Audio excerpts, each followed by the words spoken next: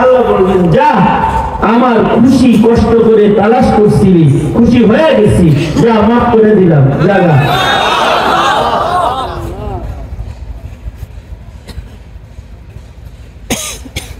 আমি মোট কথা বলবো চারটা, মনে করে চারটা কথা মাত্র। চার কথা, এক নম্বর কথা হলো একটা গল্প। আমার কাছে একবার আমাদের দাওয়াত দিতে ওষুধ কোম্পানির এক লোক গেছে। ওষুধ কোম্পানি আছে না, ট্যাবলেট বড়ি ক্যাপসুল বানায়, ঠিক আছে। হুজুর আপনার দাওয়াত দিতে, আমি ওষুধ কোম্পানির বড় অফিসার, আপনার তো খাতিরটা দরকার বলে, কারণ ওষুধ বিষয়ে জ্বালাই মনে হয়। কি কি ওষুধ আপনারা সব আমাদের ঘরেও প্রায় সব রোগী আছে, ডায়াবেটিস, জ্বর, ঠান্ডা কাশি লেগে আছে, বীজ ব্যথা, কোষ্ঠকাঠিন্য, কত কিছু আছে, এগুলো সব আছে। খালি আমার দাওয়াত লাগবেন ওষুধ কিনি, আপনার ওষুধ কিনি, ওষুধ খাওয়া লাগবে না। কোম্পানির অবস্থা কি কিছু ভালো নয়,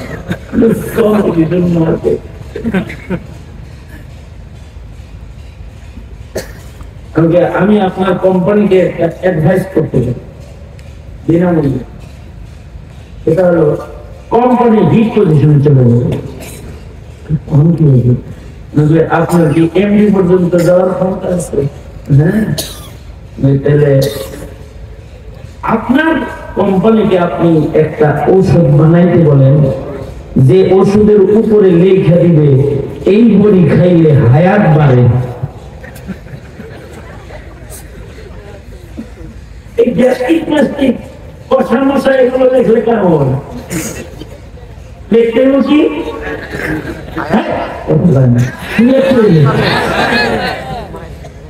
লিখতে বলতে এই বড়ি খাইলে হায়াত বাড়ে।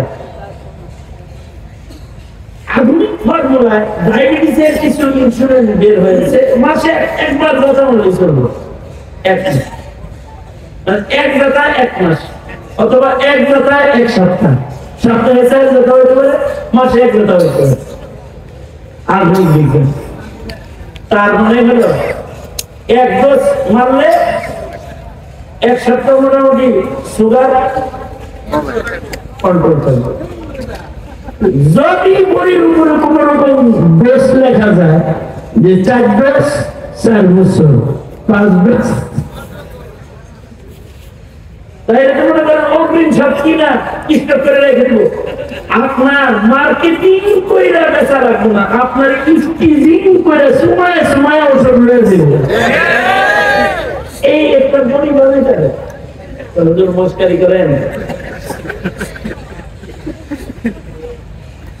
মস্কারি করাই কাম। এই জগতের মানুষ মস্কারি করে না বলে বুঝতে চায় না। হাসিনারে কত ভালো করে বলা হইলো, বুঝলো না।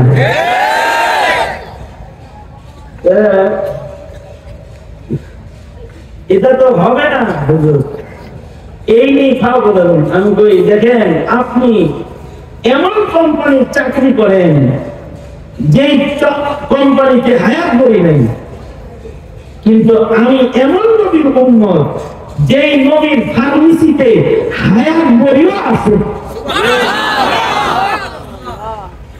নবীর সুন্নতের ফার্মেসিতে হায়াত বড়ি আছে, হায়াত বড়ি।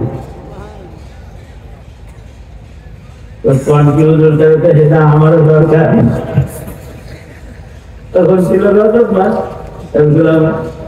আল্লাহর রাসূল দোয়া শিখাইছে, আমার সাথে পড়েন আল্লাহুম্মা, জোরে আওয়াজ করে বলেন আল্লাহুম্মা বারিক লানা ফি রজব ওয়া শাবান ওয়া বাল্লিগনা রমাদান। আর বলে আল্লাহুম্মা বারিক লানা ফি রজব ওয়া শাবান ওয়া বাল্লিগনা রমাদান। এই দোয়াটা কয় মাস পড়তে হবে? 2 মাস। কয় মাস? জোরে বলেন কয় মাস? রজব এবং শাবান 2 মাসে এই দোয়া করবেন এবং দোয়া করার সময় ইয়াকিন নিয়ে পড়তে হবে যে আমার হায়াত আল্লাহ বাড়াবেন ইনশাআল্লাহ। হায়াতের মালিক কে? জোরে বলেন, আরো জোরে বলেন। হায়াতের মালিক কে? রিজিকের মালিক কে? হায়াতের রিজিক লাগে না? হায়াতের মালিক কে? রিজিকের মালিক কে? আল্লাহ যদি হায়াত দেয় তাহলে, আল্লাহ যদি রিজিক দেয় তাহলে কেউ রিজিক ছিনায় রেখে পারে না। রিজিকটা যদি গণভবনের ভিতরেও থাকে তাও যায় খেয়াল। আপনারা দেখছেন যায়, আপনারা দেখছেন, লোক তো ভালো না। আপনারা শেখ হাসিনা কিছু রমনা করছিল বাস্তবে দৌড়বেলায়, নিজে খাবে বলে ভালো ভালো মাছ, গোস্ত, আন্ডা, মাছ, ঠান্ডা সব রেডি করেছিল, সে খাবে।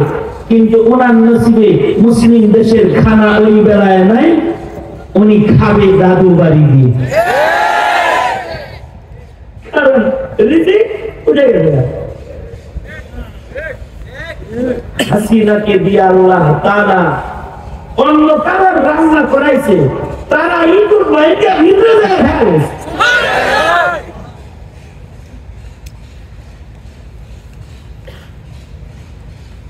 ওরকম রিজকের মালিকও আল্লাহ, হায়াতের মালিক কে? জোরে বলেন। আল্লাহ যদি কাউকে পালে তাহলে আগুনের ভিতরেও পালে। ইব্রাহিম আলাইহিস সালাম। আল্লাহ যদি কাউকে পালে তাহলে মাছের পেটেও পালে। আল্লাহ যদি কাউকে পালে আসমানেও পালে। কি? জোরে বলেন কি? এই হায়াত কার দান? দোয়া আমরা করি কার কাছে? জোরে বলেন কার কাছে? আল্লাহ হায়াত দিতে পারে কি পারে না? জোরে বলেন পারে কি পারে না? আল্লাহর কাছে যদি বান্দা দোয়া করে হায়াত চায় যে আল্লাহ আমার এই রমজান পর্যন্ত পৌঁছায় দেন, আমি রোজা রাখবো, আমি লাইলাতুল কদরের গোলামি করব। রমজান আর লাইলাতুল কদর গোলামি করার জন্য কেউ যদি চায় তাহলে আল্লাহ তার হায়াত বাড়ায়। প্রমাণ হইল ঈসা আলাইহিস সালাম। কারণ ঈসা আলাইহিস সালাম রমজান ও লাইলাতুল কদরের খবর শোনার পরে এটা পাওয়ার লেগে পাগল হয়ে গেছে। আল্লাহ বলে দুনিয়াতে একদিন রাখা যাবে না তোমারে, আকাশে আমার কাছে আসো, শেষ দিকে তোমার এগুলোর জন্য জমিনে পাঠিয়ে দিবে। আল্লাহু আকবার।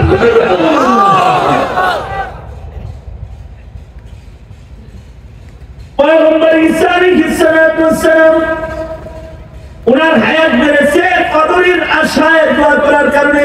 রাসূল বলে উম্মত রমজানে লাইলাতুল কদর আছে, সুতরাং রজব শাবান 2 মাসে তোমরা দোয়া করবা আল্লাহুম্মা বারিক লানা ফি রজবা ওয়া শাবান ওয়া বাল্লিগনা রমাদান। এখন হলো দোয়া করার স্টাইলটা কি হবে? রজব মাস তো পড়বো 2 মাস লাগায়, কিন্তু শাবান মাসে কি বলবো? শাবান মাসে কি বলবো? এইটা আল্লাহুম্মা বারিক লানা ফি শাবান ওয়া বাল্লিগনা রমাদান এভাবে আমি পড়তাম আগে। পরে আমার এক উস্তাদ আমার কানে ধরে এটা শুরু করেছে এইভাবে, যে রজবে যেমনি পড়তা শাবানে তেমনি পড়বা। কারণ এখন রজব শাবান পাশাপাশি আছে, শাবান যখন পড়বা তখন আরেকটা রজব তোমার সামনে আছে, তখন তোমার দোয়া হবে 1 বছর হায়াত বাড়ার দোয়া। কারণ সামনে রজব পর্যন্ত লাগাই দিচ্ছে, তো এই রজবে যে আবার আরেকটা পরীক্ষা লাগবে। এখন বলবেন তাহলে তো হুজুর মোরা ধরে লাগবে না, তাহলে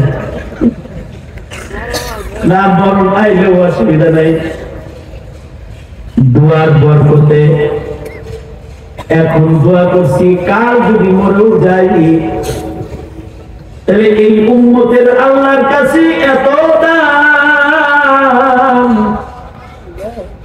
এরা যে ইবাদতের আশায় দোয়া করে মরে গেছে, দোয়ার কারণে নামায় আমালের ভেতরে আগামী টোটাল রমজান ইবাদতের নিয়ত করে দোয়া করার কারণে মহান আল্লাহ তাকে এমনিতেই মহান আল্লাহ নিয়তের বরকতে আলাদা সব তাকে দান করবে। হাসান বসরি রাহমাতুল্লাহ আলাইহি বলেছেন, কাল হাসান, হাসান বসরি বলেন এই উম্মতকে আল্লাহ তাআলা আশ্চর্য দুটি জিনিস দান করেছেন। কয়টা জিনিস? বুঝতে পারেন কয়টা? নাম্বার 1 নিয়ত, নাম্বার 1 কি বললাম? জোরে বলেন নিয়ত। নিয়তের অলৌকিকত্ব হলো নিয়ত করলেই সব পাওয়া যায়। কাজ করুক আর করতে পারুক আর যদি করতে পারে তাইলে আল্লাহ তাআলা তাকে 10 গুণ সওয়াব দান করে। আর যদি নিয়ত করছে কিন্তু তার আগে মরছে তাহলে কমস কম একটা সওয়াব তাকে দান করে।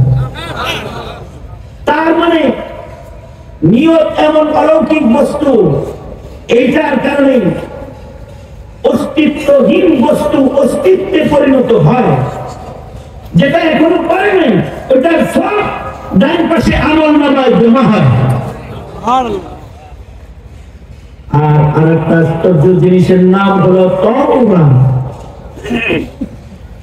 কেউ যদি তওবা করে আল্লাহ তাআলা যে গুনাহগার অস্তিত্ব বাম পাশে আছে ৬০ বছরের গুনাহ এখন তওবা করেছে, মহান আল্লাহ গুনাহগুলোকে তওবার সাথে সাথে বাম পাশ থেকে বাইর করে ফেলায় এবং গুনাহগুলোকে নেকি দিয়া বদলায় ডান পাশে ঢুকায় দেয়। আল্লাহু আকবার। শুধুই মাত্র গুনাহ বাইর করে নেকির পাল্লায় ঢুকায় তা না, এই গুনাহগুলো যে ফেরেশতারা লিখেছে এই ফেরেশতার মাথা থেকেও সাক্ষী দেওয়ার শক্তি আল্লাহ ভুলায় দেয়। ময়দানে মাশারে সেও বলবে আল্লাহ তো মাসুম বাচ্চার মতো জীবনে কোনোদিন গুনাহ করে নাই। এইরকম একটা আশ্চর্য বস্তুর নাম হলো তওবা। এই তওবা করবেন কখন? কেউ যদি এখন তওবা করে, বয়স যদি হয় ৮০ বছর, তো ৮০ বছরের গুনাহগুলো নেকি হয়ে আমলনামায় ঢুকে যাবে। আল্লাহু আকবার। কারণ বয়স যদি হয়ে থাকে ৪০ বছর, তাহলে ৪০ বছরের গুনাহগুলো নেকি হয়ে আমলনামায় ঢুকে যাবে। যেতে হবে খালিস একটা তওবা। তাহলে এই উম্মতের আশ্চর্য দুই জিনিস, একটা হলো নিয়ত। তাহলে আমরা সবাই নিয়ত করে ফেলাই আগামী ৩০ রোজা রাখবো, গুনাহমুক্ত ৩০ রোজা করবো।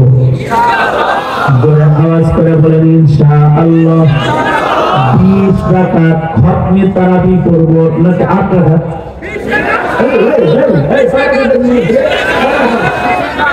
যদি 8 রাকাতের নিয়ত করে মরস তাহলে 8 রাকাতের সওয়াব পাবো। আর যদি 20 রাকাতের নিয়ত করে কেউ মারা যায় সওয়াব পাবে কত রাকাত? 20 রাকাত। তো সওয়াব কামায় লাভ কি? ইনশাআল্লাহ 20 রাকাত তারাবি করব ইনশাআল্লাহ। এবার আমার সাথে জোরে কইরা এই নিয়ত করে এবার বলেন আল্লাহুম্মা, আল্লাহুম্মা।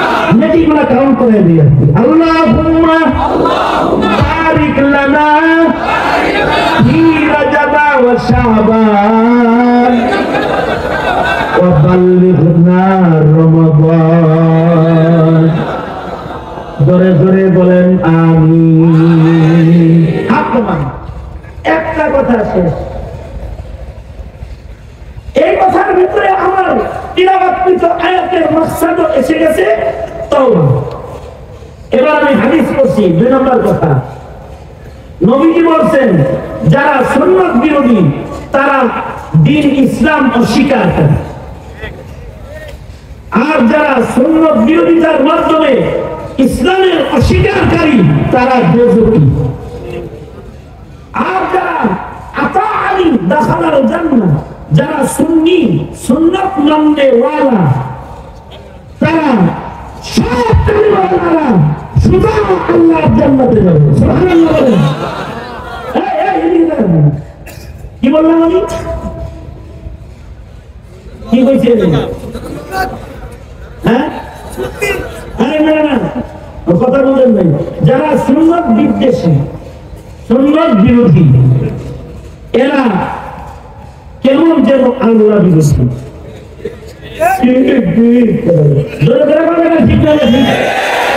যারা সুন্নাত বিরোধী তারা কেমন যেন আল্লাহ বিরোধী। আর যারা আল্লাহ বিরোধী এগুলো কালেমা বলা হলেও কয়ে যাবে। কারা কারা টুপি পড়তে পারো না ভদ্র কথা, পাঞ্জাবি পড়তে পারো না ভালো কথা, দাড়ি রাখতে পারো না ভালো কথা, বিরোধিতা করে কখনো এগুলোকে তিরস্কার করবি না। সর্ববছর আওয়ামী লীগই তিরস্কার শিখেছে। টুপি দাড়ি দেখলে গেছে রাজাকার, রাজাকারের নাটক বানাইছে স্বাধীনতার চেতনা উজ্জীবিত করার নামে। ধোঁকা, এটা একটা ধোঁকা। এই ধোঁকা দিয়ে রাজাকারের নাটক বানিয়েছে, রাজাকার সাজাইছে, দাড়ি টুপি পাঞ্জাবি এগুলো দিয়ে রাজাকার বানাইছে।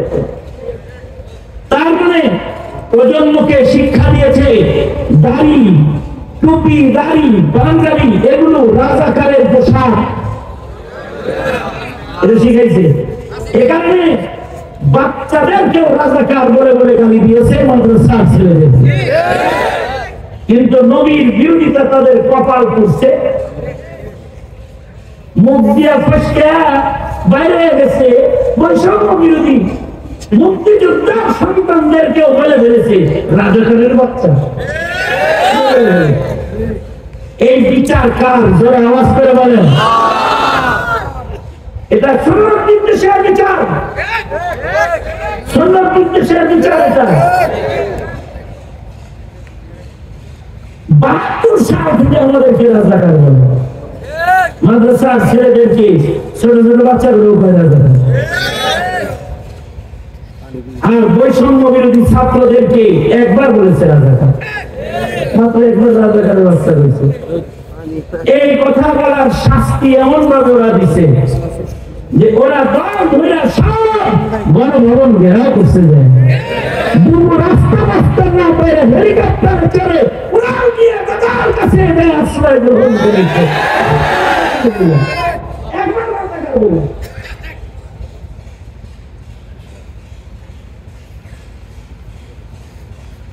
সন্তানকে সুন্নত চিনান, সুন্নত চিনান, টুপির মর্যাদা চিনান। ওই পিতা অযোগ্য পিতা যে তার সন্তানকে রাসূল চিনান, ওই পিতা অযোগ্য পিতা যে তার সন্তানকে আল্লাহ চিনায় না। অযোগ্য বাপ সন্তান জন্মের পরে তাকে আশা রাত কেজি পাজি খ্রিস্টান ইংলিশ মিডিয়াম স্কুলে পড়াইছে, পরে আশা গুলের অনুসারী বানাইছে, নাস্তিক মুরতাদদের দালাল বানাইছে, কিন্তু ঈমান শিখায় না। এই সন্তানগুলো জানেও না যে কাদিয়ানি কাফের, কাদিয়ানি কাফের, নাস্তিকদের ফাঁসি হতে হবে, এগুলো জানার মতো কোন দ্বীনি শিক্ষা তাদেরকে শিক্ষা দেওয়া হয় নাই, দেওয়া হয় না। আমি 22 দিন রিমান্ডে ছিলাম, কয়দিন? এর ভেতরে এক পুলিশ অফিসার আমাদের জিজ্ঞেসে, হুজুর কাদিয়ানি কি আসলেই কাফের? বুঝেন নাই মনে হয়, বুঝছেন কত বড় খবিসার মুখ হইলে এই কথা কয়, হুজুর কাদিয়ানি কি আসলেই কাফের? আমি কখন ভাবছি, হায় রে শাহজালালের মাটির শিক্ষিত অফিসার, বিসিএস ক্যাডার, ও জিগায় কাদিয়ানীকে আসলে কাফের। তাইলে যারা মক্তবের বারান্দা দিয়ে যায় না, যারা আলেমের সামনে বসে না, যারা মসজিদে যায় খতিবের খুতবা জীবনে শোনে না, বয়ান শোনে না, আকামতের সময় জুম্বা করতে চায়, কাদিয়ানী চিন্তা কিভাবে? কাদিয়ানী তো চিনবো না, কাদিয়ানী চিনা তো তার সাহস, কিন্তু সাদিয়ানী চিনা কঠিন আছে। সাদিয়ানীরা এমন আকিদা ঢুকিয়ে দিবে, আমির মানতে যায় যদি আলেম মারা হবে মারো, যে বাইরে ইস্তেমায় ঘুরতে মারালো, এই জিনিস শিখাই। জঙ্গে জামাল আর জঙ্গে সিফিনের চিত্র আঁকবে। এই আপনি যে আপনার সন্তানদের কিছু না শিখান তাহলে আপনি আদর্শ পিতা না। দেখেন আদর্শ পিতা যারা, তারা সন্তানের চিন্তা আগে করে। ইব্রাহিম আলাইহিস সালাম আদর্শ পিতা, মুসলিম জাতির পিতা। কাবা ঘরের দেয়াল উঠায়া আগে সন্তানের চিন্তায় হাত তুলেছে। রব্বানা হাব লানা মিন আজওয়াজিনা ওয়া যুররিয়াতিনা কুররাতা আ'য়ুন ওয়াজআলনা লিল মুত্তাকিনা ইমামা। বাপ হয়ে সন্তানদের জন্য দোয়া করতেছে আগে, আল্লাহ আমার সন্তানদের শুধু মুত্তাকি বানাইলে হবে না,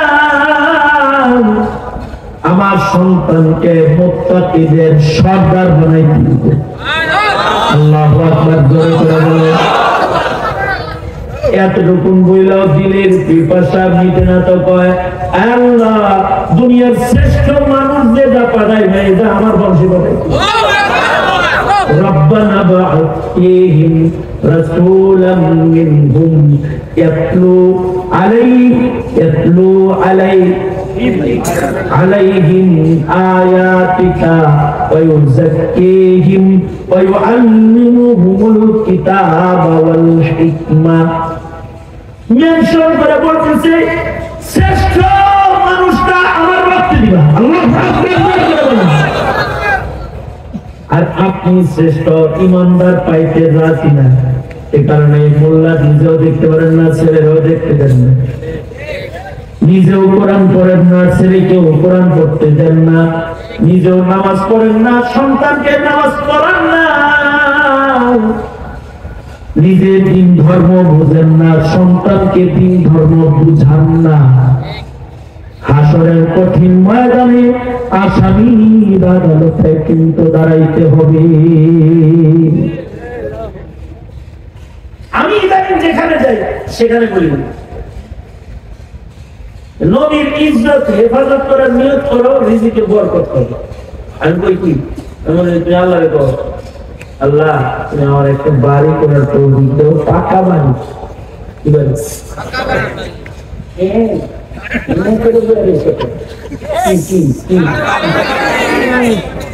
একটা ফাউন্ডেশন ভালো একটা বাড়ি করার টাকা আমাদের দেওয়া। আল্লাহ কি করবো আমি, আল্লাহ জানো। আমি যদি তুমি বাড়িটা করার তৌফিক দাও তাহলে বাড়ির গেটে খোদাই করে আমি স্বর্ণাক্ষরে লিখে দিব কাদিয়ানী কাফের, এটা লিখে দিব। আমি বললাম এটা তোমার সম্পত্তি বরকত হওয়ার একটা তাবিজের মতো, এটা নিয়ত করে দাও, তোমার বাড়িতে রিজিকে বরকত শুরু হইব। কারণ তুমি আল্লাহর হাবিবের ইজ্জতের হেফাজত করার নিয়ত করবা, সবচেয়ে বড় কথা। ধীরে ধীরে ধীরে ধীরে শিক্ষা সিলেবাস এত নোংরা হতেছে এখন, এগুলো শিক্ষা সিলেবাসে ঢুকানো বড় কঠিন। অনেক রক্ত লাগবে ঢুকাইতে, সহজে ঢুকানো যাবে না। কিন্তু যদি খোদাই করে বিল্ডিং এর গেটে লিখে দিতে বলেন, বিল্ডিংটার মেয়াদ কমপক্ষে 50-60 বছর, এই এতদিন এই ডিউটি যত মুসলমানের আলাদা গুণা হইব, আর আপনার নাতিপুতিরা যারা মেয়ের বাড়ি থেকে আপনার বাড়ি আইব, আপনার ছেলের ঘরে যত নাতিপুতি হইব, এই স্কুলে না পড়লেও দাদার খুদাই করা লেখা দেখে চিনে ফেলবে কাদিয়ানীরা বেঈমান কাফের। ঠিক নেই, আমি বলি রেখে দিবা তোমার এই লেখাটা একটা স্কুল। আমি 5 তলা বাড়ি করে ভাড়া করার নেবে, তুমি তাকে ভালো করে লিখবেন। কারণ হইল এই লেখাটা থাকলে কমাস কম কোনো কাদিয়ানি বাধা দিয়ে উঠবো না।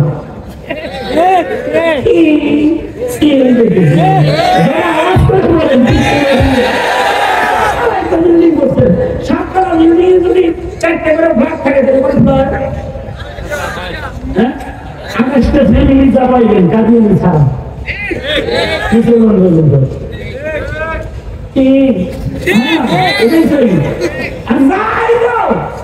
এই বাড়ির ছেলেদের এই লেখা দেখে দেখে শিখবে যে নবীর পরে নবী নয়, আল্লাহ রাসূলের শাফাআত আপনি পাইবেন আগে।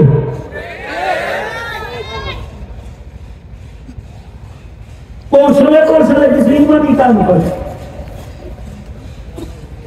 আরে যুবকরা 10 জন 20 জন মিলা স্টিকার বানাবেন ইনশাআল্লাহ। হ্যাঁ, কারা কারা স্টিকার বানাবেন তোরা? দরজায় লাগাই দিন কাদিয়ানি কাফের। যারা আওয়াজ করে বলো, চিল্লায় জোরে জোরে বলো ইনশাআল্লাহ। এটা নবীর শাফাআত পাওয়ার তরিকা হবে। কারণ নবীর সাথে যাদের ন্যূনতম নবীর খাতমে নবুয়তের নীরবতার বিপক্ষ অবস্থান যার হবে, মান আসানি ফাকাদ আবা, এরা কাফের।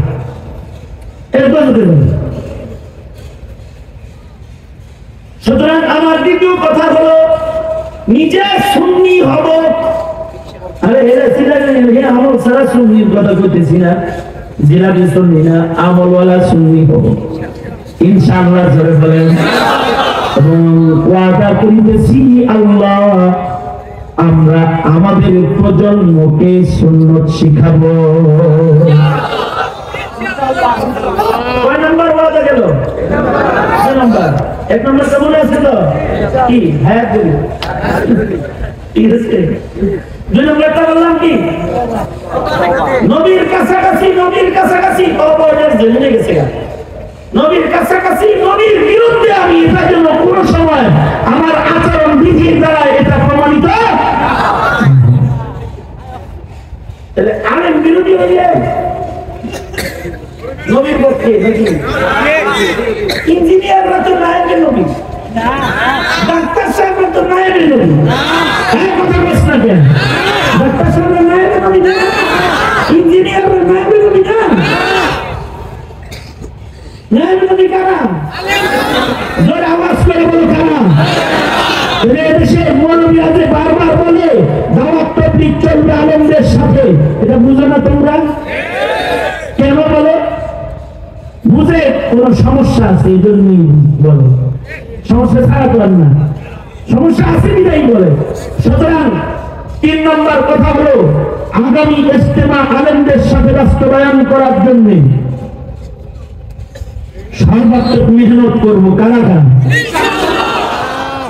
3 নম্বর ওয়াদা এমনি এমনি করতে ওয়াদাটা যে তবলিগে আলেম ওলামা নাই, আপনারা কইবেন অন্যটা, আপনারা খালি কইবেন ওই তবলিগে আমরা নাই। যেই তবলিগে আলেম ওলামা নাই, যেই তবলিগে আলেম ওলামা নাই, যেই খানকায় আলেম ওলামা নাই, যেই খানকায় আলেম ওলামা নাই। 4 নাম্বার কথা, যেই রাজনীতিতে মৌলবীর সমর্থন নাই সেই রাজনীতিতে ভালো করে বুঝছেন? আওয়াজ করে বলেন। 4 নাম্বার কথা হলো তাহলে ভোট কারে দিবেন?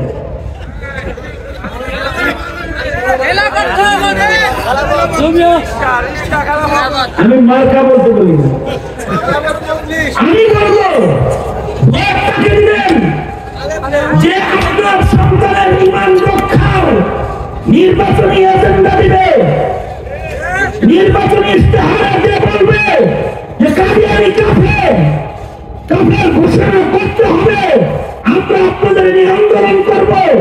যে বলবে নাস্তিক মুক্তাদের বিচার এদেশে হওয়ার জন্য আমি জীবন বিতরণ করব। যে বলবে এই জাতি তোমাদের ধর্ম শিক্ষা নিশ্চিত করে আমি তোমাদের সন্তানদের ঈমান বাঁচানোর মেহনত করব, কেবলমাত্র তাকেই দেওয়া যাবে। হিন্দুত্ববাদ প্রতিষ্ঠাকারী ইহুদ নাসারা দালালকে সিল মারবি না, মারবি না তোরা।